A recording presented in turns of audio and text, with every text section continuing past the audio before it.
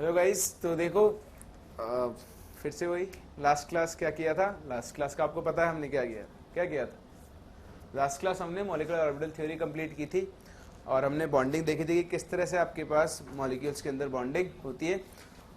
चलो आज हम लोग आगे मूव करेंगे। हम लोगों ने बॉन्ड ऑर्डर देख लिया, स्टेबिलिटी देख ली, पैरामैग्नेटिक डायमैग्नेटिक कैरेक्टर देख लिया है। मैंने आपको काम भी दिया था हेटेरोएटॉमिक मॉलिक्यूल्स की बॉन्डिंग करने के लिए और आई होप आपने कर ली होगी।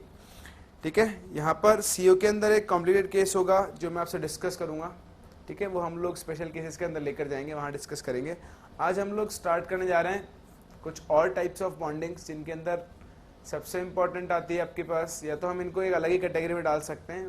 बेसिकली हम तीन टाइप्स की बॉन्डिंग्स पढ़ेंगे। एक जिसे हम कहते हैं बनाना बॉन्ड, दूसरा जिसे हम कहते हैं पी पाई बैक बॉन्डिंग, तीसरी होती है p pi d pi back bonding, and fourth होता है हमारे पास हाइड्रोजन बॉन्ड। तो मैं इन सबको एक अलग कैटेगरी में रख के पढ़ाता हूँ। तो will start off with some miscellaneous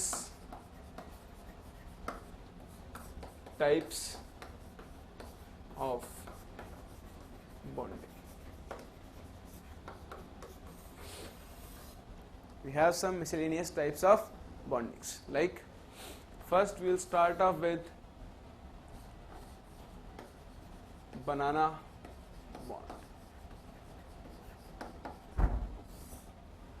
What is banana bond? See, it is, you can write for this, it is a specific type of bond. It is a specific type of bond which exists. It is a specific type of bond which exists generally in electron deficient compounds. Generally in electron deficient compounds like diborane, that is B2H6, or sometimes AlC2H5 whole thrice compounds. देखो ये बड़ी specific type की bonding होती है। आपको जो मैं theory sheet दूंगा उसमें इसका पूरा एक्सप्लेनेशन है कि क्या होता है। मैं आपको एक्सप्लेन कर रहा हूँ बेसिकली बनाना बॉन्ड होता क्या है। देखो, diborane is basically a dimer of BH3. BH3 is your borane which is called boron hydride.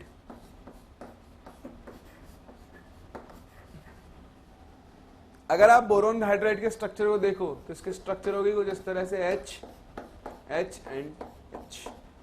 यहाँ पे बोरोन के वैलेंशियल में 2 N2 4 N2 6 इलेक्ट्रॉन्स है, यानी इसका वैलेंशियल क्या है?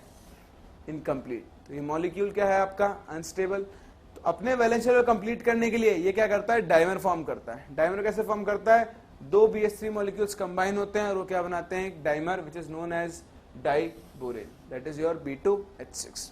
तो अगर आप B2H6 के स्ट्रक्चर देखो तो उसके स्ट्रक्चर कुछ ऐसी होती है H H H H, here B H। तो नॉर्मल तरीके से अगर हम देखें तो हमें लग रहा है कि हाँ यहाँ पे हाइड्रोजन ने दो बॉन्ड्स फॉर्म कर लिए हैं और B2H6 बन गया है। लेकिन जो देखने वाली बात है, जो इंपॉर्टेंट चीज है वो ये है कि हाइड्रोजन तो दो बॉन्ड बना ही नहीं सकता। हाइड्रोजन के पास कितने इलेक्ट्रॉन्स होते हैं? एक इलेक्ट्रॉन से दो बॉन्ड कैसे बनाएगा? यही इस बॉन्ड की प्रॉब्लम है, इसलिए हमें इसे एक स्पेशल कैटेगरी में रखा है। इसलिए इसका कुछ स्पेशल नाम होता है, हम देखते हैं इसका क्या नाम होता है और क्यों होता है। अगर हम यहाँ पे बोरोन का हाइब्रिडेशन निकालें तो बोरोन यहाँ पर आपके पास sp2 हाइब्रिडाइज्ड स्टेट के अंदर है। तो बोरोन के पास 3 sp2 हाइब्रिडाइज्ड ऑर्बिटल्स होंगे जिनमें एक अनपेयर्ड इलेक्ट्रॉन होगा और यहाँ पे वो हाइड्रोजन के साथ ओवरलैपिंग करके एक सिग्मा बॉन्ड बना रहा होगा। ये सब हमने देखा, हम जानते हैं। लेकिन यहाँ पर क्या होता है, ये जो बोरोन का sp2 हाइब्रिडाइज्ड ऑर्बिटल तो है ना, ये फ्लक्चुएट होता है। ये कभी इधर जाता है और कभी ये इधर आता है। सिमिलरली दूसरे बोरोन एटम का sp2 हाइब्रिडाइज्ड ऑर्बिटल वो कभी इधर जाता है और कभी। तो यहां पे जो एक हाइड्रोजन एटम है, ये हाइड्रोजन एटम कभी इसके साथ बॉन्ड शेयरिंग करता है, कभी इसके साथ शेयरिंग करता है। यहां वाला जो हाइड्रोजन एटम है कभी इसके साथ शेयरिंग करता है, कभी इसके साथ शेयरिंग। तो बेसिकली यहाँ पे जो बोरोन का sp2 हाइब्रिडाइज्ड ऑर्बिटल्स हैं ये sp2 हाइब्रिडाइज्ड ऑर्बिटल्स हाइड्रोजन के s ऑर्बिटल के साथ ओवरलैपिंग करके एक डीलोकलाइज्ड ऑर्बिटल बनाते हैं। डीलोकलाइज्ड ऑर्बिटल जो यहाँ पे फ्लक्चुएट होता रहता है, घूमता रहता है, कभी वो इधर जाता है, कभी वो इधर आता है, कभी इधर जाता है, कभी इधर आता है। तो कभी वो यहां बॉन्ड बनाता है, कभी यहां बॉन्ड बनाता है। एक इंस्टेंट पर अगर ये इस हाइड्रोजन से बॉन्ड बना रहा है तो ये इस हाइड्रोजन से बॉन्ड बना रहा होगा।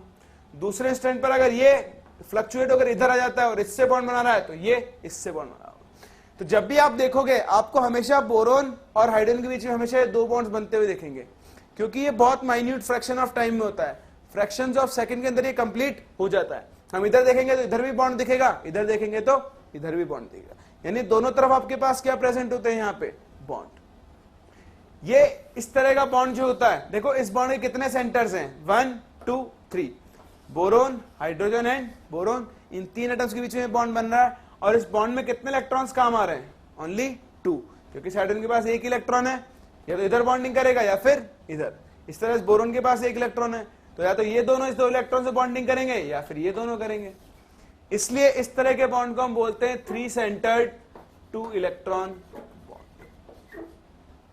क्या कहते हैं इसे हम, 3 सेंटर्ड 2 इलेक्ट्रॉन बॉन्ड। और यहां पर देखो ये जो आपका डीलोकलाइज्ड ऑर्बिटल बना, इसमें इन दोनों ऑर्बिटल्स में क्या होता है, रिपल्शन होता है। तो इस रिपल्शन को मिनिमाइज करने के लिए आपका ये जो बॉन्ड होता है, ये बॉन्ड एक्सटेंड होकर एक बनाना की शेप ले लेता है। कैसे, कुछ इस तरह से ये बॉन्ड एक्सटेंड होता है और कुछ ऐसी शेप लेता है।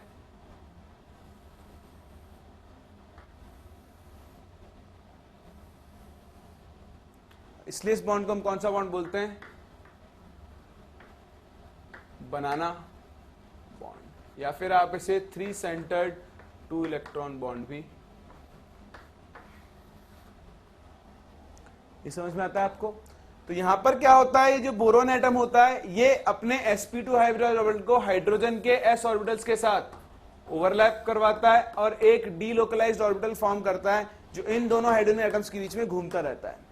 एक बार बॉन्डिंग होती है इन दोनों के बीच में, एक बार होती है इन दोनों के बीच में, फिर होती है इन दोनों के बीच में और फिर होती है। तो जब भी आप कभी देखते हो तो आपको यहाँ पे सारे बॉन्ड्स प्रेजेंट दिखाई देते हैं, लेकिन एक्चुअली ये बॉन्ड 3 एटम्स के बीच में बन रहा है और टोटल कितने इलेक्ट्रॉन्स काम में आ रहे हैं, 2, जबकि 3 एटम्स में 2 बॉन्ड बनने के लिए 4 इलेक्ट्रॉन्स चाहिए होते हैं। इसलिए इस बॉन्ड को हमने नाम दिया है 3 सेंटर्ड 2 इलेक्ट्रॉन बॉन्ड, या फिर हम इसे क्या कहते हैं, banana bond. This is a specific type of bond which is found in only these compounds which are Lewis acids, electron deficient compounds. ये समझ में आता है आपको। देन हमारे पास सेकंड कैटेगरी आती है बॉन्ड्स की, which is known as p pi back bonding.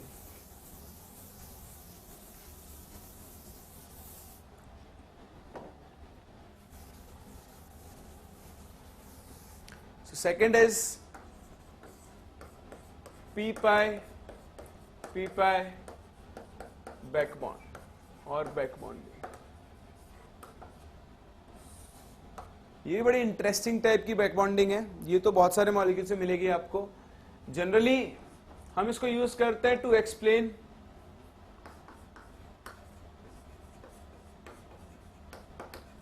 The Lewis acid character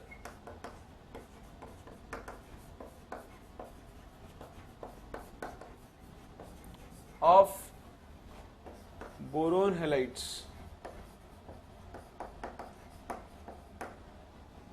ठीक है, बोरोन हैलाइड्स के लुईस एसिड कैरेक्टर को एक्सप्लेन करने के लिए हम क्या यूज करते हैं, पी पाई बैक बॉन्डिंग को यूज करते हैं।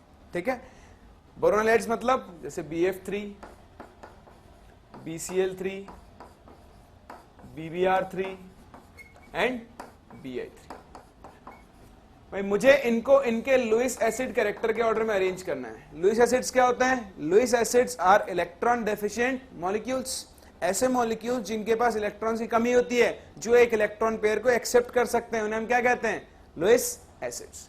तो BF3, BCl3, BBr3 and Bi3, I have 4 molecules and I have to arrange them in the order of Lewis acid character। तो देखो boron, fluorine, fluorine and fluorine.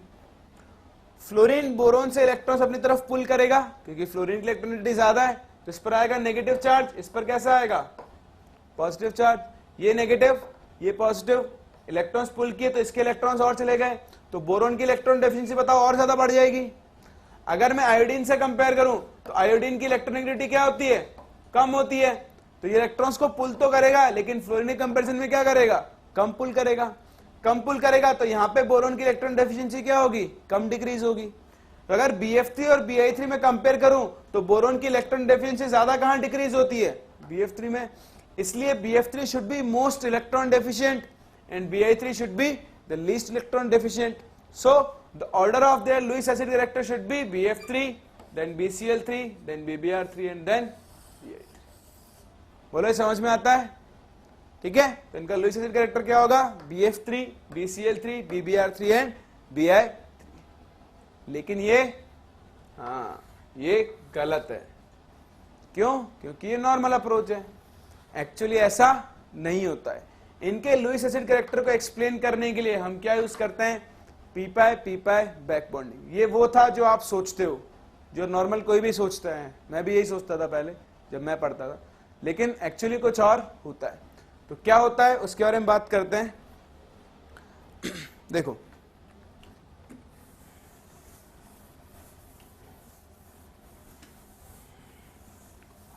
अगर मैं boron trifluoride की बात करूं तो बोरोन का कॉन्फिगरेशन क्या होता है, 1s2 2s2 2p1 होता है। तो एक्साइटेड स्टेट में बोरोन में क्या हो जाएगा, 2s से एक इलेक्ट्रॉन निकल के कहां चला जाएगा, 2p में। सिंस बोरोन को 3 बॉन्ड बनाने हैं तो ये तीनों ऑर्बिटल काम में आ जाएंगे। तो बोरोन के पास क्या बचेगा, 3 sp2 हाइब्रिडाइज्ड ऑर्बिटल्स और एक p ऑर्बिटल जो कैसा होगा, वैकेंट, ठीक है। तो अगर मैं बोरोन के स्ट्रक्चर बनाऊं तो बोरोन के स्ट्रक्चर में क्या होगा, बोरोन के पास 3 sp2 हाइब्रिडाइज्ड ऑर्बिटल्स होंगे जो एक दूसरे को 120 डिग्री एंगल पे अरेंज करेंगे, और इन सब के अंदर क्या होगा, एक अनपेयर्ड इलेक्ट्रॉन। बोलो समझ में आता है। और बोरोन के पास क्या बच गया है, बोरोन के पास एक वैकेंट p ऑर्बिटल बच गया, which will be like this, ये खाली है, ठीक है। अब इस बोरोन के साथ बॉन्डिंग कौन करेगा, इस बोरोन के साथ बॉन्डिंग करेगा फ्लोरीन, क्योंकि ये क्या है, BF3 या BCl3 कुछ भी ले लो। फ्लोरीन का कॉन्फिगरेशन क्या होता है, 2s2 2p5। तो फ्लोरीन के जो 2p ऑर्बिटल्स हैं उनमें 2 में तो क्या है, इलेक्ट्रॉन पेयर्स, और एक कैसा है, वैकेंट। तो ये जो वैकेंट ऑर्बिटल है, ये फ्लोरीन का वैकेंट ऑर्बिटल बोरोन के sp2 हाइब्रिडाइज्ड ऑर्बिटल के साथ एक्सियल ओवरलैपिंग शो करेगा और क्या बनाएगा, एक सिग्मा बॉन्ड। सिमिलरली यहां से भी फ्लोरीन आएगा और इसके साथ बॉन्डिंग करेगा, यहां से भी फ्लोरीन आएगा और इसके साथ बॉन्डिंग करेगा, और यहां से 3 सिग्मा बॉन्ड्स बने। यहां तक समझ में आता है ये नॉर्मल हाइब्रिडाइजेशन किस तरह से BF3 मॉलिक्यूल फॉर्म होगा। अब अगर मैं फ्लोरीन को देखूं तो ये ऑर्बिटल तो काम में आ गया बॉन्डिंग के। अब फ्लोरीन के पास क्या बचे हैं, 2 ऐसे ऑर्बिटल्स बचे हैं जिनके अंदर क्या है, इलेक्ट्रॉन पेयर्स। तो एक ऑर्बिटल होगा ऐसा इस फ्लोरीन के पास, और दूसरा ऑर्बिटल होगा जिसके अंदर क्या होगा, एक इलेक्ट्रॉन पेयर बचा होगा, which will be like this. वो इन दोनों के ही परपेंडिकुलर होगा,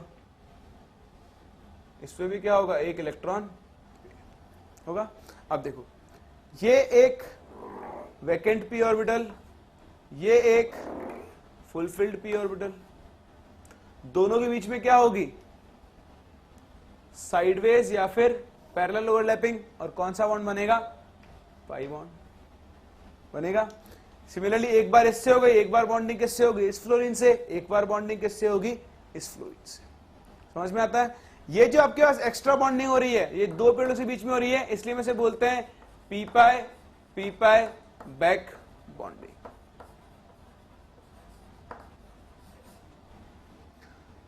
इस पी पाई बॉन्डिंग से हुआ क्या, देखो पहले बोरोन के ऑर्बिटल्स क्या थे, खाली, लेकिन जब इनके जो पाई बॉन्डिंग होगी तो ये इलेक्ट्रॉन्स इनके साथ शेयरिंग में आ जाएंगे, यानी कुछ इलेक्ट्रॉन्स यहां से बोरोन को मिल जाएंगे, इसी तरह से इस फ्लोरीन से मिलेंगे, इसी तरह से इस फ्लोरीन से मिलेंगे।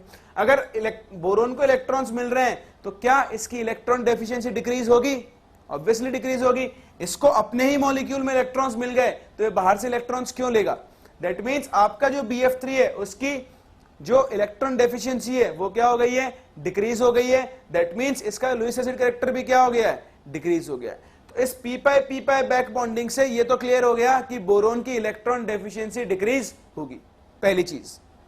अब हमें देखना है कि मेरे पास जो हैलाइड्स हैं, जो BF3 है, BCl3 है, Bi3 है, BBr3 है, इनमें से किसके अंदर सबसे ज्यादा पी पाई बैक बॉन्डिंग होगी? भाई जिसके अंदर सबसे ज्यादा पी पाई बैक बॉन्डिंग होगी वहां इलेक्ट्रॉन डेफिशिएंसी सबसे कम डिक्रीज होगी, क्योंकि पी पाई बैक बॉन्डिंग से इसका इलेक्ट्रॉन डेफिशिएंसी नेचर क्या हो रहा है, कम हो रहा है, इसको इलेक्ट्रॉन्स मिल रहे हैं।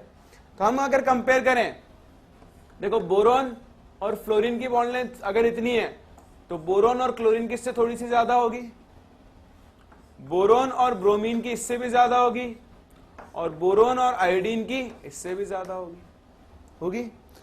अगर बोरोन के पास 2p ऑर्बिटल है तो फ्लोरीन के पास भी कौन सा ऑर्बिटल है, 2p। अगर बोरोन के पास 2p ऑर्बिटल है तो क्लोरीन के पास कौन सा है, 3p।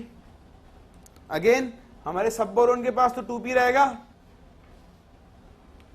लेकिन ब्रोमीन के पास कौन सा है, 4p, और आपके आयोडीन के पास कौन सा ऑर्बिटल है, इट्स 5p। और इतने समझदार तो आप हो ही, आपने ओवरलैपिंग पढ़ी है। बताओ सबसे इफेक्टिव ओवरलैपिंग कहां पर होगी, यहां पर या यहां पर? यहां पर। क्यों?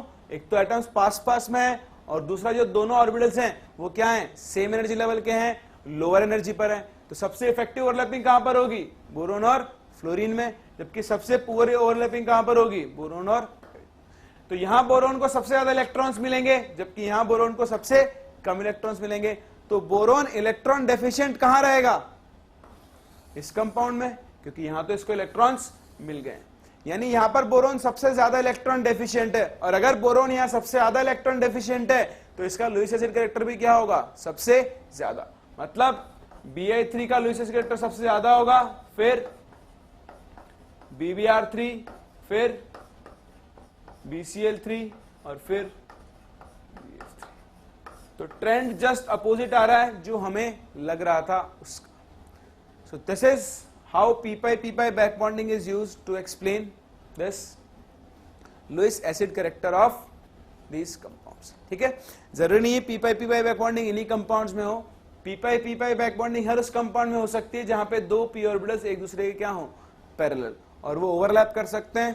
कंडीशन इज या तो दोनों में एक एक अनपेड इलेक्ट्रॉन हो, या एक फुलफिल्ड हो और एक कैसा हो, अनफिल्ड हो, तब आपके पास p-pi बैक बॉन्डिंग हो सकती है। वहीं पे आपके पास p-pi बैक बॉन्डिंग की पॉसिबिलिटी होगी। ये थी आपके पास second type of bonding which is known as p-pi back bonding. चलो फिर उसके बाद हम आगे मूव करते हैं। Then will move to our third type of bonding which is p-pi bonding,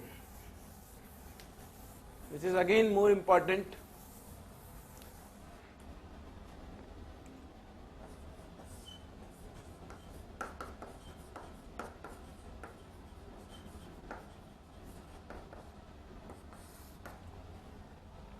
देखो p-pi बॉन्डिंग की जो स्ट्रेंथ होगी वो p-pi से बहुत कम होगी, क्योंकि p की शेप तो कैसी होती है, डम्बेल, जबकि d की शेप कैसी होती है, डबल डम्बेल। तो जब इन ऑर्बिटल्स की ओवरलैपिंग होगी तो यहां पे जो ओवरलैपिंग होगी उसकी जो एक्सटेंट होगा वो थोड़ा कम होगा, इसलिए p-pi बॉन्डिंग क्या होती है, वैसे वीक होगी एज कंपेयर टू p-pi, लेकिन जहां पॉसिबिलिटी होती है वहां पर आपकी p-pi बॉन्डिंग भी हो सकती है। देखो कैसे केसेस में होती है p-pi bonding. For example SO2, ठीक है, मैं सल्फर की बात कर रहा हूं, सल्फर डाइऑक्साइड। अगर आप यहां हाइब्रिडेशन निकालोगे तो हाइब्रिडेशन आएगा sp। तो अगर मैं सल्फर का कॉन्फिगरेशन लिखूं, सल्फर का कॉन्फिगरेशन होता है 3s 3p, it's 3s2 3p4, ठीक है। एंड साथ में क्या होते हैं आपके पास, वैकेंट 3d ऑर्बिटल्स। अब देखो आपके सल्फर को ऑक्सीजन के साथ कितने बॉन्ड बनाने हैं, 2। तो 2 बॉन्ड बनाने के लिए इसके पास अनपेड इलेक्ट्रॉन्स भी कितने होने चाहिए, 2। तो ये तो इसकी ग्राउंड स्टेट हुई, एक्साइटेड स्टेट में क्या होगा, ये इलेक्ट्रॉन 3s से निकलेगा और कहां पहुंचेगा आपके पास,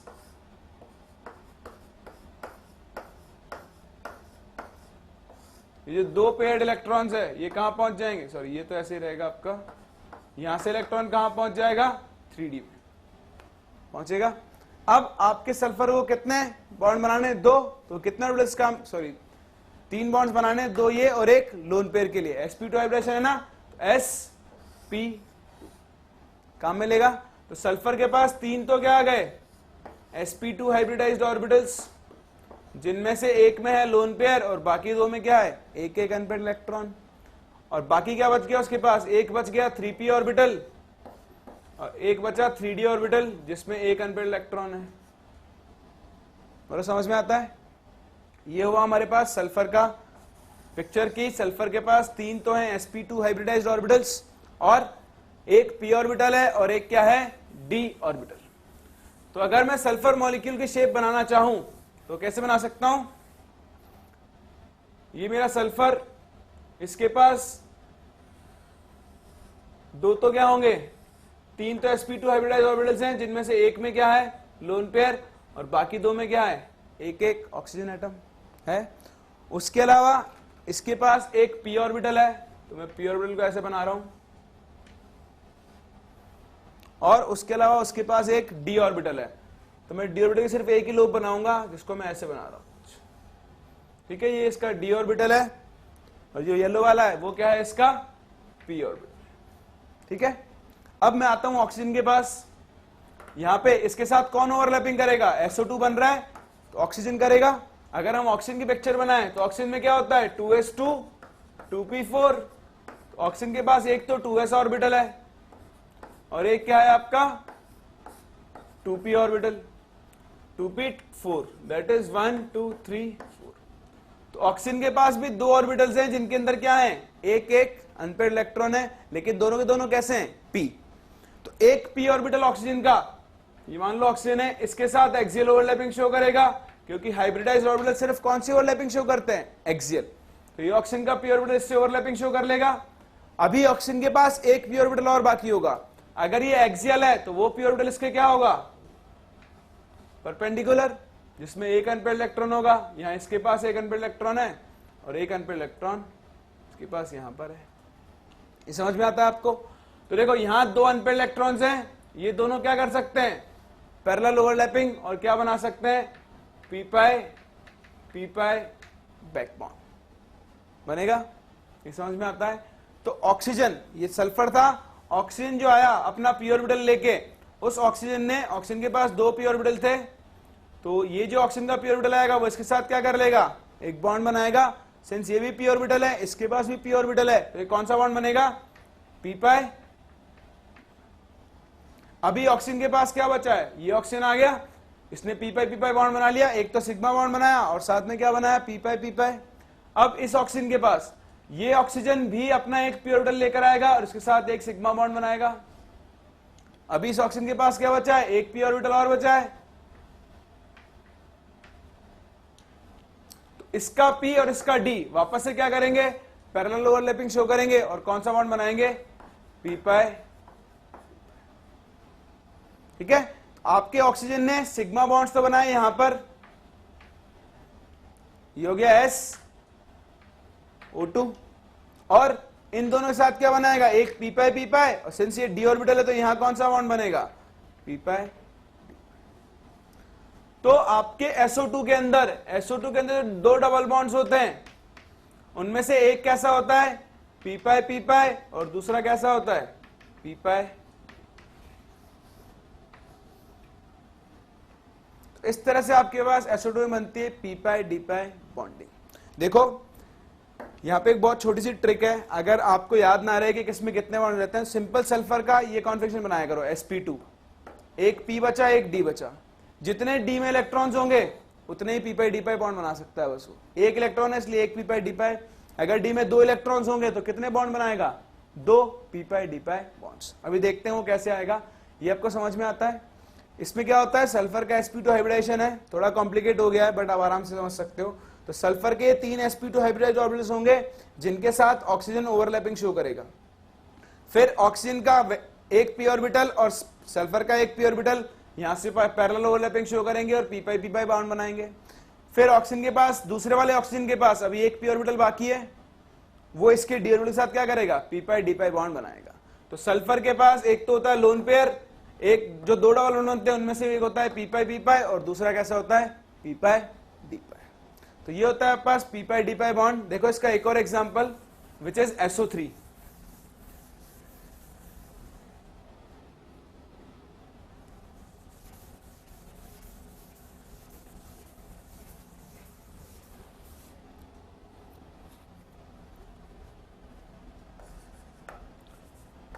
SO3, अगर आप SO3 में नॉर्मल रूट से हाइब्रिडेशन निकालोगे तो वो आएगा sp3। तो अगर हम सल्फर का एक्साइटेड स्टेट में कॉन्फ़िगरेशन लिखें तो क्या होगा 3s2 3p 3d 3p में कितने होते हैं 4।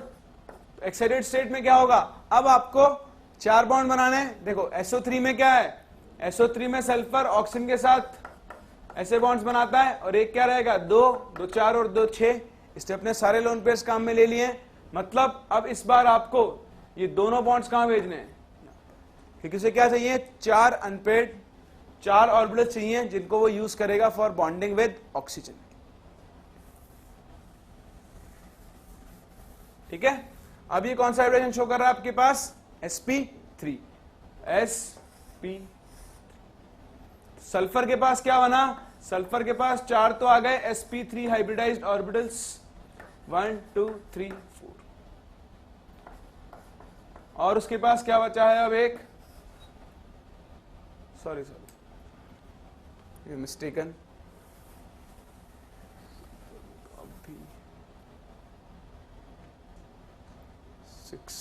सॉरी सल्फर का हाइब्रिडेशन स्टेट अब भी sp2 ही आएगा। चलो वापस से करते हैं SO3 को हम लोग, थोड़ी सी मिस्टेक हो गई है। देखो SO3 को अगर हम देखें तो SO3 में हाइब्रिडेशन कितना आएगा, सल्फर के वेनेशियल में 6 इलेक्ट्रॉन्स है, सराउंडिंग एटम्स कितने हो गए 0, तो 6/2 3 के लिए क्या आएगा वापस से sp2। तो सल्फर का अगर एक्साइटेड स्टेट में लिखे हम यहां पर तो ये आएगा 3s 3p4 एंड 3d क्या रहेगा वैकेंट। लेकिन इस बार एक्साइटेड स्टेट में क्या होगा, सल्फर के दोनों इलेक्ट्रॉन्स कहां चले जाएंगे। ठीक है, क्यों, क्योंकि अभी देखते हैं ऐसा क्यों हुआ। तो यहां से सल्फर क्या होगा वापस से sp2 हाइब्रिडेशन शो करेगा। sp2 में इसके पास क्या होगा 3 sp2 हाइब्रिडाइज्ड ऑर्बिटल्स होंगे जिनमें एक एक अनपेयर्ड इलेक्ट्रॉन होगा। हमने ऐसा क्यों किया, देखो आपके सल्फर को 3 ऑक्सीजन के साथ बॉन्ड बनाना है तो एक एक सिग्मा बॉन्ड तो बनाएगा ही बनाएगा। एक एक सिग्मा बॉन्ड बनाने के लिए उसके पास जो हाइब्रिडाइज्ड ऑर्बिटल्स हैं उनके अंदर एक एक अनपेयर्ड इलेक्ट्रॉन रहना चाहिए। इसलिए हमने इस सल्फर के इस इलेक्ट्रॉन को भी कहां पहुंचा दिया डी में, जो कौन से स्टेट में उसकी एक्साइटेड स्टेट में। बोलो समझ में आता है। मैंने आपको कहा था हाइब्रिडेशन क्या होता है, जुगाड़। आपको बॉन्ड बनाने के लिए जुगाड़ करना है। आपको अगर ऑक्सीजन के साथ 3 बॉन्ड बनाने हैं तो आपको 3 अनपेयर्ड इलेक्ट्रॉन चाहिए, उसके लिए आपको अपना इलेक्ट्रॉन कहां भेजना होगा, आगे भेजना।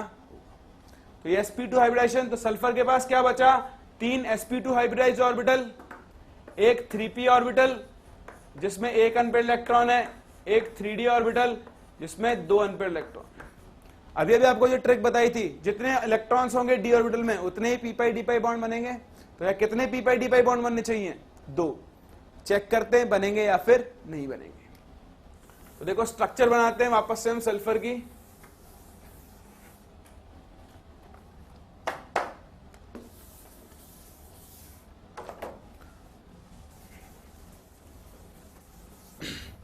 आपका जो सल्फर एटम है उसके पास अगेन एक तो sp2 हाइब्रिडाइज्ड ऑर्बिटल्स होंगे 3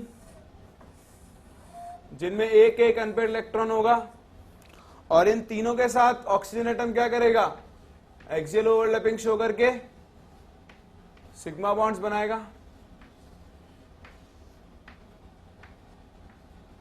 ठीक है, ये तो इस सल्फर की बात। अगर हम ऑक्सीजन की बात करें, हर ऑक्सीजन का सेम केस होगा। उसके 2s में 2 इलेक्ट्रॉन्स होंगे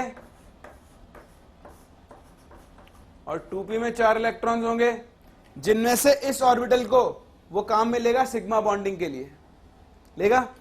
अब ऑक्सीजन के पास क्या बचा है? ऑक्सीजन के पास एक और p ऑर्बिटल बचा है जिसमें एक अनपेयर्ड इलेक्ट्रॉन है। वो p ऑर्बिटल इस ऑक्सीजन के पास भी है, वो p ऑर्बिटल इस ऑक्सीजन के पास भी है। सल्फर, सल्फर के पास क्या बचा है देखते हैं। सल्फर के पास भी कुछ ना कुछ तो बचा ही होगा। देखो सल्फर के पास एक तो है p ऑर्बिटल, जिसे मैं रेड से बनाता हूं क्योंकि p है, एक p ऑर्बिटल है। उसके अलावा सल्फर के पास 2 d ऑर्बिटल है, एक को मैं बना रहा हूं ग्रीन से और एक को मैं बना रहा हूं ब्लू से, लाइक दिस। तो सल्फर का एक p ऑर्बिटल किसी भी ऑक्सीजन के एक p ऑर्बिटल से ओवरलैपिंग करके कौन सा बॉन्ड बना सकता है? p pi bond. तो सल्फर का ये जो p ऑर्बिटल था, इसके पास ऑक्सीजन का एक p ऑर्बिटल आया और उसने इसके साथ क्या बना लिया? एक p pi bond, like this. मान लो इन दोनों के बीच में बनाए थे ये p पाई। अब सल्फर के पास क्या बचे? सिर्फ d ऑर्बिटल्स, और ऑक्सीजन के पास क्या है? हर एक ऑक्सीजन के पास अब भी p ऑर्बिटल्स। तो सल्फर का एक d ऑर्बिटल और ऑक्सीजन का p ऑर्बिटल क्या बनाएगा? p पाई d पाई। और ऑक्सीजन का एक p ऑर्बिटल और सल्फर का एक d ऑर्बिटल क्या बनाएंगे? p पाई। तो ये दोनों d ऑर्बिटल क्या करेंगे? ये भी एक p पाई d पाई बनाएगा और ये भी क्या बनाएगा? एक p पाई। तो इस तरह से SO3 में आपके पास कितने p पाई d पाई बॉन्ड होंगे? एक तो होगा p पाई और बाकी दोनों क्या होंगे? p pi.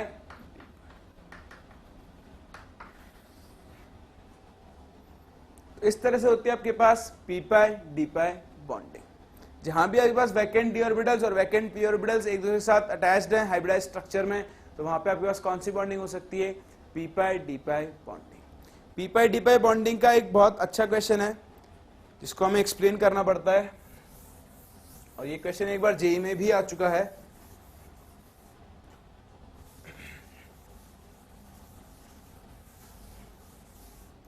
क्वेश्चन इज, आपके 2 कंपाउंड दिए हुए हैं, एक है आपके पास SI, नॉट SI,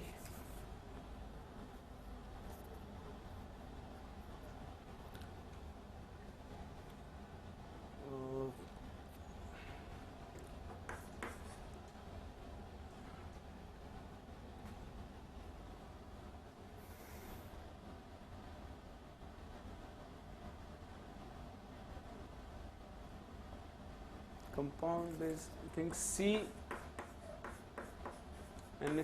whole 4, नहीं ये कंपाउंड नहीं है।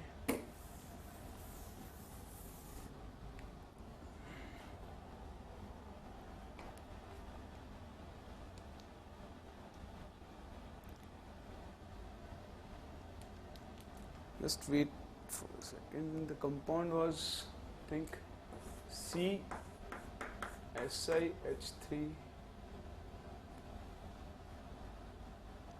I don't remember the compound exactly, but just wait for a second, I'll tell you.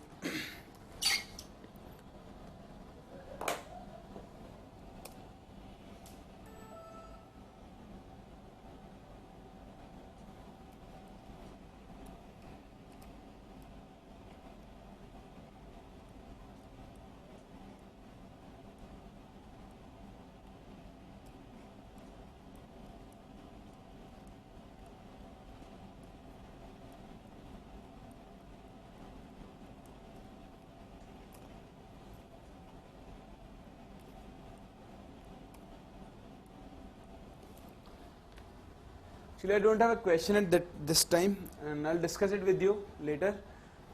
क्योंकि मुझे वो क्वेश्चन ठीक से याद नहीं आ रहा है. I think it's like this: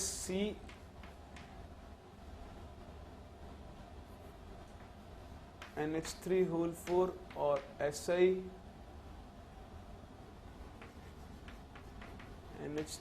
whole 4. आपको बताना था कि इन दोनों में से कौन सा कंपाउंड प्लेनर है. Let's see will discuss that question once I got that question then will discuss it. तो सिंपली ये होती है आपके पास p pi d pi back bonding. जहां भी p pi d pi back bonding होगी, याद रखना आपका मॉलिक्यूल क्या हो जाता है, प्लेनर. जहां भी कहीं पाई बॉन्डिंग हो गई, आपका मॉलिक्यूल कैसा हो जाएगा, प्लेनर. जैसे SO3 की स्ट्रक्चर हम क्या बोलते हैं, इट्स अ प्लेनर स्ट्रक्चर, क्योंकि यहाँ पे क्या हो रही है आपके पास पी पाई और पी पाई डी पाई बॉन्डिंग्स. तो ये आपके पास 3 मिसलेनियस टाइप्स ऑफ बॉन्डिंग्स थी जिन्हें हम यूज करते हैं अलग अलग कंपाउंड्स में. ठीक है, p pi 3 centre 2 electron bonds and p pi d pi bonds. Next जो हमारे पास टाइप ऑफ बॉन्डिंग है which is further more important and is known as hydrogen bonding.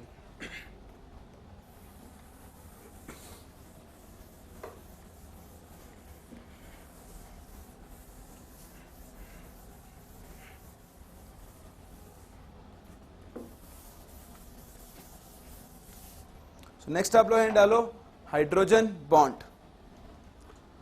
Hydrogen bond देखो इसकी डेफिनेशन लिखो. It is an electrostatic type of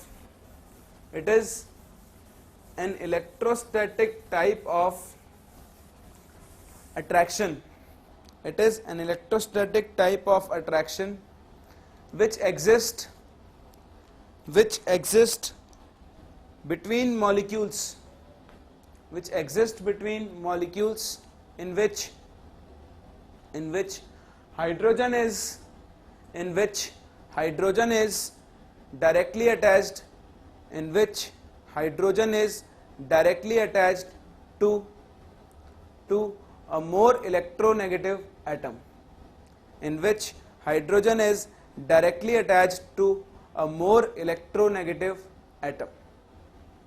देखो definition क्या कहती है. हाइड्रोजन बॉन्ड एक ऐसा इलेक्ट्रोस्टैटिक अट्रैक्शन फोर्स होता है विच एग्जिस्ट बिटवीन 2 मॉलिक्यूल्स, से HF, in which hydrogen is attached directly to a more electronegative atom. Since F is more electronegative, it will attract the electrons of the shared pair. So it will bear the negative charge, partial negative, it will bear the partial positive charge. Similarly, यहाँ पर HF का दूसरा molecule भी होगा, which will be bearing same charges. This is negative, this is positive. There will be an attraction force between this and this negative and this positive. This electrostatic force of attraction is basically named as hydrogen bond. ठीक है, ऐसे 2 molecules जिनमें hydrogen directly एक more electronegative atom से attached होता है, उनमें जो भी अट्रैक्शन फोर्स होगा उसे हम क्या कहते हैं, हाइड्रोजन बॉन्ड. नाउ देखो ये जो हाइड्रोजन बॉन्ड होता है, it is directly proportional to electronegativity difference between the atom and hydrogen. Hydrogen और उस एटम के बीच में जितना ज्यादा इलेक्ट्रोनेगेटिविटी डिफरेंस होगा, हाइड्रोजन बॉन्डिंग की टेंडेंसी क्या होगी, उतनी ही ज्यादा हाइड्रोजन बॉन्डिंग उतनी ज्यादा क्या होगी, स्ट्रांग होगी. फॉर एग्जांपल HF और HCl, स्ट्रॉन्गर बॉन्डिंग किस में होगी, ऑब्वियसली HF में, because there is more electronegativity difference between HF and HCl. तो पहली चीज हाइड्रोजन बॉन्डिंग डिपेंड करती है इलेक्ट्रोनेगेटिविटी डिफरेंस पे. जिन एलिमेंट्स के बीच में इलेक्ट्रोनेगेटिविटी डिफरेंस ज्यादा होगा उनमें हाइड्रोजन बॉन्डिंग भी क्या होगी, ज्यादा. So HF will show more tendency to bond with hydrogen. It will show stronger hydrogen bonding as compare to HCl. ये क्लियर है आपको. चलो, तो सिंपल हुआ कि हाइड्रोजन बॉन्ड क्या होता है. Then we'll study types of hydrogen bonds. Types of hydrogen और हाइड्रोजन बॉन्डिंग्स rather. देखो हम लोग बेसिकली 2 टाइप पढ़ेंगे हाइड्रोजन बॉन्डिंग के. One is intermolecular hydrogen bonding.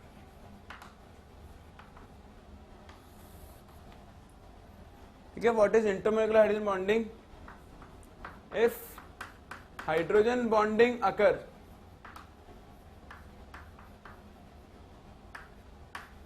between two molecules. अगर कोई भी दो मॉलिक्यूल्स के बीच में हाइड्रोजन बॉन्डिंग हो रही है तो उसे हम क्या बोलेंगे? Intermolecular hydrogen bonding. These two molecules can be same और can be different. For example HF, अभी हमने एग्जाम्पल लिया था HF माइनस प्लस HF. यहां पे दो मॉलिक्यूल्स के बीच में which are of same type hydrogen bonding हो रही है, इसलिए हम इसे क्या बोलते हैं? Intermolecular hydrogen bonding. Like HF with H2O, this is HF. In H2O, hydrogen is attached to oxygen like this. This is again intermolecular hydrogen bonding which is taking place between two different types of molecules. So hydrogen bonding, basically intermolecular hydrogen bonding is that bonding which exists or which occurs between two different molecules. These two molecules can, दो units होनी चाहिए, दोनों same भी हो सकते हैं और दोनों different भी हो सकते हैं. This was intermolecular hydrogen bonding. Next जो आपके पास type आता है, that is intramolecular hydrogen bonding. So next type is intramolecular hydrogen bonding. What is intramolecular hydrogen bonding? It's simply hydrogen bonding which occurs within the molecule. ऐसी bonding जो एक ही molecule के अंदर हो जाती है उसे हम क्या बोलते हैं? Intra molecular hydrogen bonding. For example this compound we'll call it orthonitrophenol.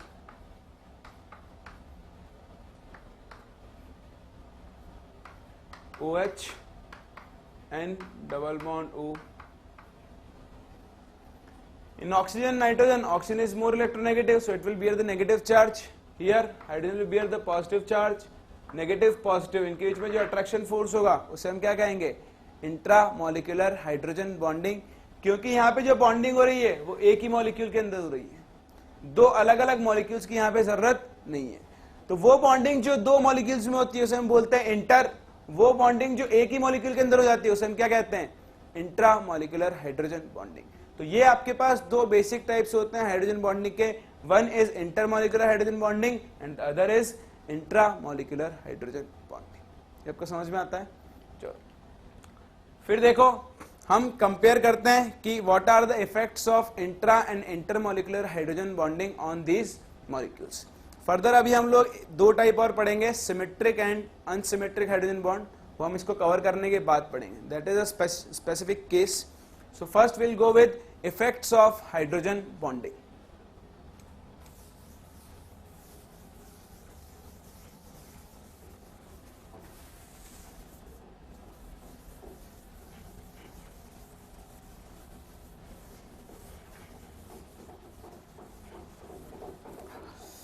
So effects, we will consider the effects of by both the types of bondings, like intermolecular. What are the effects of intermolecular and what are the effects of intramolecular?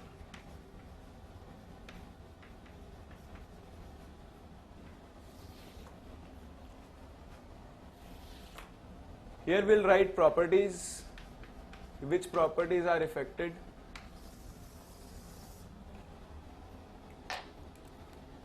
First, we'll talk about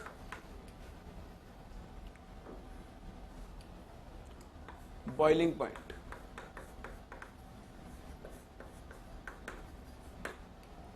See, intermolecular increases boiling point, whereas intramolecular decreases the boiling point of compounds. Intermolecular हमेशा boiling point को क्या कर देगी? Increase, whereas intra will decrease. Why so?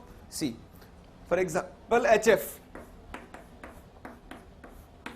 देखो boiling का मतलब क्या होता है? Boiling simply means breaking this attraction between these two molecules. जब भी आप किसी कंपाउंड को बॉइल करते हो तो उसका मॉलिक्यूलर फॉर्मूला चेंज नहीं होता है, बिकॉज सिंपली दो मॉलिक्यूल्स के बीच में क्या होता है, अट्रैक्शन फोर्स जो होता है वो ब्रेक हो जाता है। When this attraction breaks these molecules are free to move, तो वो किस फॉर्म में कन्वर्ट हो जाते हैं, गैसियस फॉर्म में। So whenever you have to boil this liquid, what you have to do is you have to break this bond.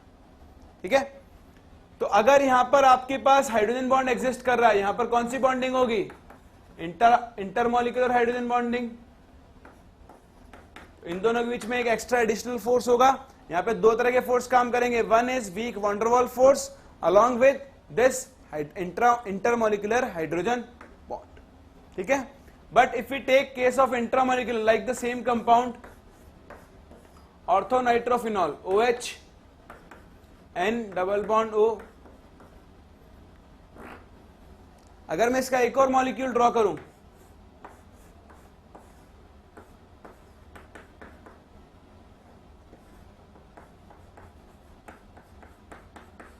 क्या इन दोनों मॉलिक्यूल्स में कोई अट्रैक्शन फोर्स होगा except weak van der Waals force. यहां पे सिर्फ एक कौन सा फोर्स होगा, week van der Waals force, except that there will be no force among these two molecules. Whereas यहां पे week van der Waals force तो होगा ही होगा, उसके साथ में और कौन सा फोर्स होगा, एक एक्स्ट्रा हाइड्रोजन बॉन्ड। तो यहां पे इस बॉन्ड को ब्रेक करने के लिए आपको ज्यादा एनर्जी देनी पड़ेगी, जबकि यहां पे इस बॉन्ड को ब्रेक करने के लिए आपको कम एनर्जी देनी पड़ेगी। इसका मतलब लिक्विड का बॉइलिंग पॉइंट ज्यादा कहां पर होगा। तो whenever there is intermolecular hydrogen bonding the boiling point of liquid increases, and whereas there is intramolecular hydrogen bonding then boiling point will decrease। ये समझ में आता है। Then second property is solubility। Solubility is simply if the compound can form hydrogen bond, if the compound can form hydrogen bond with water, it will be soluble। अगर कोई compound water के साथ hydrogen bonding show कर रहा है तो वो compound water में क्या होगा, soluble। So intermolecular will increase solubility in water, whereas intramolecular decreases the solubility। ऐसा क्यों, देखो फिर से वही एग्जांपल लेते हैं, HF माइनस एंड प्लस, क्या ये वाटर के साथ बॉन्डिंग शो कर सकता है, हाँ कर सकता है। HOH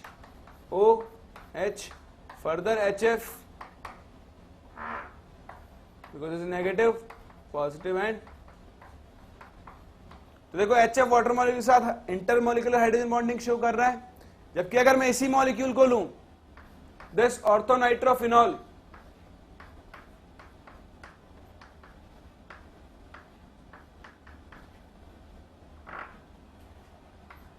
क्या ये वाटर के साथ हाइड्रोजन बॉन्डिंग शो करेगा, नहीं करेगा। क्यों, क्योंकि इसने तो अपने ही मॉलिक्यूल में हाइड्रोजन बॉन्डिंग शो कर लिए, इसकी टेंडेंसी नहीं होगी कि किसी और के साथ हाइड्रोजन बॉन्डिंग शो करे। दैट मींस ये वाटर के साथ अगर हाइड्रोजन बॉन्डिंग शो नहीं कर रहा है तो इसकी सोल्युबिलिटी भी क्या होगी, कम। तो जहां भी कहीं इंट्रामॉलिक्यूलर हाइड्रोजन बॉन्डिंग हो रही है वहां पे सोल्युबिलिटी क्या होगी, डिक्रीज होगी। जहां भी इंटरमॉलिक्यूलर हाइड्रोजन बॉन्डिंग हो रही है वहां पे सोल्युबिलिटी क्या होगी, इंक्रीज होगी।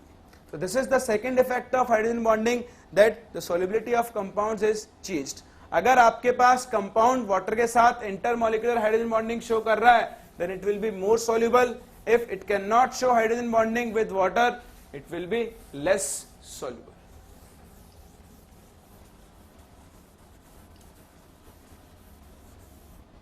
then next effect is acidic nature। inter will increase acidic character,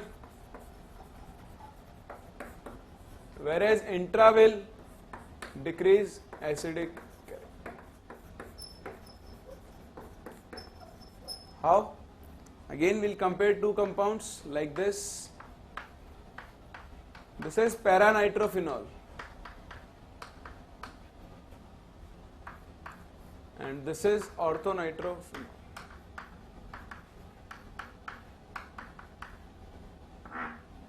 Acid is the compound which can donate H plus ions. क्या इस H और इस O में हाइड्रोजन बॉन्डिंग पॉसिबल है? नहीं है, क्योंकि ये बहुत दूर है, ये तो दोनों अपोजिट एंड्स पर है, मॉलिक्यूल को बेंड होना पड़ेगा, ऐसा पॉसिबल नहीं है, वरना मॉलिक्यूल की स्टेबिलिटी क्या हो जाएगी, खत्म हो जाएगी। तो यहाँ पे इंट्रामोलिकुलर हाइड्रोजन बॉन्डिंग पॉसिबल नहीं है। ये वाटर मॉलिक्यूल के साथ क्या शो कर सकता है, लेकिन हाइड्रोजन बॉन्डिंग, तो आसानी से अपना H प्लस किसको दे देगा, ये वाटर को, that means it will be a stronger acid. लेकिन अगर आप यहाँ पर देखो, ये हाइड्रोजन बॉन्ड, ये हाइड्रोजन कहाँ पे काम आ रहा है, इंट्रामोलिकुलर हाइड्रोजन बॉन्डिंग में। अगर ये हाइड्रोजन यहाँ पे काम में आ रहा है, तो क्या ये कंपाउंड इस हाइड्रोजन को डोनेट करेगा, नहीं करेगा। अगर ये डोनेट नहीं करेगा तो इसकी एसिडिक स्ट्रेंथ क्या होगी, कम होगी। तो अगर आपका acidic hydrogen intramolecular hydrogen bonding के अंदर इन्वॉल्व है, तो वो कंपाउंड उस H को डोनेट नहीं कर सकता, डोनेट नहीं कर सकता तो उसका एसिडिक कैरेक्टर क्या होगा, डिक्रीज होगा। So this is the third effect of hydrogen bonding, that अगर इंटर है तो वो एसिडिक कैरेक्टर को बढ़ाएगी, और अगर इंट्रा है तो वो एसिडिक कैरेक्टर को क्या करेगी, कम करेगी। The next and the last effect, that is your fourth one, which is viscosity. Viscosity तो आप जानते हो, viscosity is the friction between the layers of liquid. ये विस्कोसिटी को इंक्रीज करती है, एंड दिस डिक्रीजेस विस्कोसिटी। ऐसा क्यों, देखो विस्कोसिटी क्या होती है, लेयर्स एक दूसरे के ऊपर तेजी से मूव नहीं कर सकती है। अगर ये लेयर्स एक साथ मूव करेंगी तो इनकी विस्कोसिटी क्या होगी, ज्यादा, क्योंकि विस्कोसिटी क्या होती है, सपोज ये एक लेयर है, ये एक लेयर है, तो ये लेयर ये लेयर इस लेयर को अपने ऊपर से मूव करने नहीं देती। अगर मूव करेंगे तो दोनों साथ साथ मूव करेंगी, वरना एक के ऊपर एक मूव आसानी से नहीं करेगी। क्यों, क्योंकि इनकी लेयर्स के बीच में क्या होते हैं, अट्रैक्शन फोर्सेस। विस्कोसिटी आप फिजिक्स में पढ़ते हो, तो अगर सपोज इस लेयर और इस लेयर के बीच में हाइड्रोजन बॉन्डिंग हो रही है, इंटरमोलिकुलर, यहाँ पर और यहाँ पर हो रही है, जबकि यहाँ पर कोई हाइड्रोजन बॉन्डिंग नहीं हो सकती, क्योंकि ये कौन सा टाइप है, इंट्रा, तो इन लेयर के अंदर हो सकती है, दो लेयर्स के बीच में हाइड्रोजन बॉन्डिंग नहीं होगी। तो ये लेयर्स एक दूसरे के ऊपर फ्रीली मूव कर सकती हैं, जबकि अगर ये मूव करेंगी तो ये मूव करेगी, लेकिन ये इसको मूव नहीं करने देगी, क्योंकि इनके बीच में हाइड्रोजन बॉन्डिंग है। तो अगर मूव भी करती है तो बहुत स्लो मूव करेगी, ये सब एक साथ मूव करेगी, तो इसकी विस्कोसिटी क्या हो जाएगी, बढ़ जाएगी, जबकि इसकी विस्कोसिटी क्या हो जाएगी, कम हो जाएगी। तो इंटरमोलिकुलर विस्कोसिटी को बढ़ाती है, जबकि इंट्रामोलिकुलर हाइड्रोजन बॉन्डिंग विस्कोसिटी को क्या करती है, कम करती है। तो ये तो कुछ इफेक्ट्स थे हाइड्रोजन बॉन्डिंग के। अभी हाइड्रोजन बॉन्डिंग के कुछ और इफेक्ट्स हैं, लाइक स्ट्रक्चर ऑफ आइस, और सिमेट्रिक और नॉन सिमेट्रिक हाइड्रोजन बॉन्डिंग जो है वो हम लोग नेक्स्ट क्लास पढ़ेंगे। आप लोग एक बार ये सब कवर अप करो, बहुत छोटा सा टॉपिक है। देखो हाइड्रोजन बॉन्डिंग की इंपॉर्टेंस बहुत ज्यादा है। जब भी आपसे क्वेश्चंस के अंदर पूछा जाता है कंपाउंड्स का बॉइलिंग पॉइंट कंपेयर किया जा रहा है, फॉर एग्जांपल मैं आपसे कहता हूं कि NH3 का बॉइलिंग पॉइंट NF3 से ज्यादा है, क्यों, क्योंकि NH3 में क्या होगी, हाइड्रोजन बॉन्डिंग। H2O का बॉइलिंग पॉइंट करेस्पॉन्डिंग, सपोज और कोई आप कंपाउंड ले लो, H2S ले लो, उससे ज्यादा है, क्यों, क्योंकि वाटर के अंदर हाइड्रोजन बॉन्डिंग क्या है, ज्यादा। HF और HCl किसका बॉइलिंग पॉइंट ज्यादा होगा, HF, क्यों, क्योंकि H और F में इलेक्ट्रोनेगेटिविटी डिफरेंस ज्यादा है, तो HF में ज्यादा स्ट्रॉन्ग हाइड्रोजन बॉन्डिंग होगी एज कंपेयर टू HCl। या फिर किसी कंपाउंड की फिजिकल स्टेट कंपेयर करवा रहे हैं, कहते हैं H2O is liquid and H2S is gas, why, क्यों, क्योंकि H2O के अंदर ज्यादा स्ट्रॉन्ग हाइड्रोजन बॉन्डिंग होगी। ऑक्सीजन और हाइड्रोजन में इलेक्ट्रोनेगेटिविटी डिफरेंस ज्यादा है, जबकि हाइड्रोजन और सल्फर में क्या है, कम। तो हाइड्रोजन में ज्यादा अच्छी हाइड्रोजन बॉन्डिंग होगी H2O में, जबकि H2S में क्या होगी, कम। तो स्टेट्स कंपेयर कर रहे हैं, बॉइलिंग पॉइंट्स कंपेयर कर रहे हैं, सॉल्युबिलिटी कंपेयर कर रहे हैं, हमेशा वहां पे क्या कौन रोल प्ले करेगा, हाइड्रोजन बॉन्डिंग। तो नेक्स्ट क्लास हम लोग फर्दर बात करेंगे हाइड्रोजन बॉन्डिंग के बारे में।